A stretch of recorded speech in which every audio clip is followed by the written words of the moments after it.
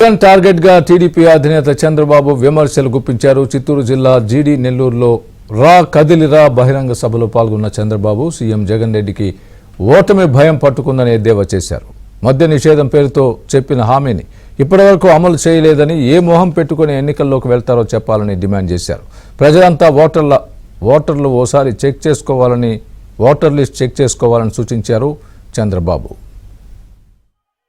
జగన్మోహన్ రెడ్డి తీవ్రమైన మానసిక ఆందోళనలో ఉన్నాడు. అతనికి ఓటమి అర్థమైపోయింది.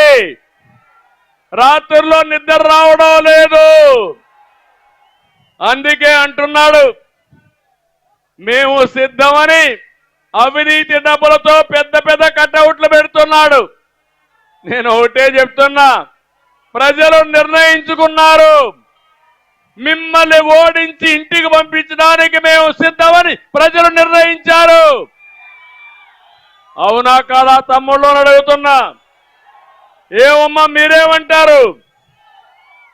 అయితే ఇక్కడ నేను ఒకే విషయం చెప్తున్నాను మీ అందరికీ. ఎక్కడైనా పెద్ద కటౌట్ సిద్ధం అంటారు.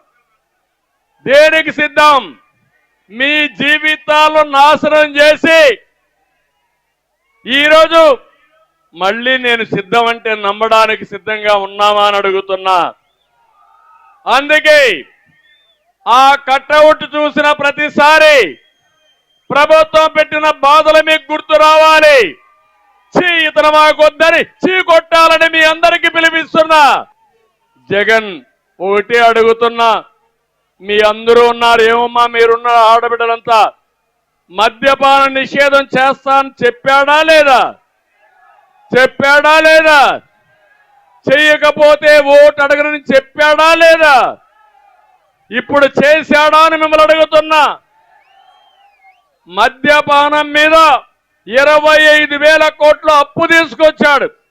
అంటే మన మగాళ్ళు 25,000 కోట్ల రూపాయలు అప్పు కట్టాలి. కాబట్టి ఒక 20 ఏళ్ళు 30 ఏళ్ళు తాగుతానే ఉండాలి, కప్పం కడతానే ఉండాలి. అందుకే ఏ మాత్రం సిగ్గు శరణం ఉంటే జగన్మోహన్ రెడ్డి అడుగుతున్నా, నువ్వు ఓటు అడగనన్నావు, మా ఆడబిడ్డలు నీకు ఓటేసే పరిస్థితులు లేరని మరొకసారి గుర్తు చేస్తున్నా, మీకు తెలియజేస్తున్నా. తిరుపతిని మీరే చూశారు. మొన్న ఎంపీ ఎలక్షన్ లో దొంగ ఓట్లకి కేంద్రంగా చేశారు. చాలా దారుణంగా ప్రవర్తించారు. మళ్ళీ ఈరోజు దొంగ ఓట్లకు శ్రీకారం చుట్టారు. ఇక్కడుండే మిమ్మల్ని అందరినీ కోరుతున్నా, ఎప్పటికప్పుడు మీ ఓటు ఒకసారి చూసుకోండి. ఓట్ల దొంగలు పడ్డారు, మనం జాగ్రత్తగా ఉండాలి. అందుకే పిలిపిస్తున్న కార్యకర్తలకి, ప్రజలకి, మీరు కూడా మీ ఓటు కాపాడుకుంటే వీళ్ళ ఆటలు సాగవు. దానికి మీరు సిద్ధంగా ఉండాలి. ఎంత దుర్మార్గులంటే, ఎక్కడో ఒక ఐప్యాక్ అని ఒక ఏజెన్సీని పెట్టుకుని మీ ఓటుని రిమోట్ కంట్రోల్ ద్వారా తీసేసే పరిస్థితికి వస్తున్నారు. ఇక్కడే మీరు చూస్తున్నారు. ఈరోజు ఎర్ర చందనం, ఇక్కడే ఒక పెద్ద ఎర్ర చందనం వ్యాపారం చేసే వ్యక్తి స్మగ్లర్.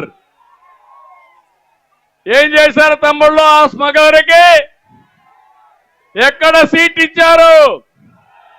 ఎక్కడ సీట్ ఇచ్చారు? ఆ వ్యక్తి ఎర్ర చందనం స్మగ్లర్ అవునా కాదా అని మిమ్మల్ని అడుగుతున్నా. ఎర్ర చందనం స్మగుల్ చేసే వ్యక్తిని, స్మగ్లర్ని ఈరోజు చిత్తూరుకి సీట్ ఇస్తారా? మీరు చిత్తూరుకి సీట్ ఇస్తే ఈరోజు కేవీపల్లి పీలేరు దగ్గర నడి రోడ్లో ఒక పోలీస్ కానిస్టేబుల్ ని, గణేష్ అనే వ్యక్తిని కారుతో ఢీకొట్టి ఆయన చంపేసే పరిస్థితికి వచ్చారు. నేను అడుగుతున్నా మా పోలీసులకి, అయ్యా మీకేమైనా రక్షణ ఉందా అని మిమ్మల్ని అడుగుతున్నా. స్మగ్లర్లే రాజులైన తర్వాత ఇంకా పోలీస్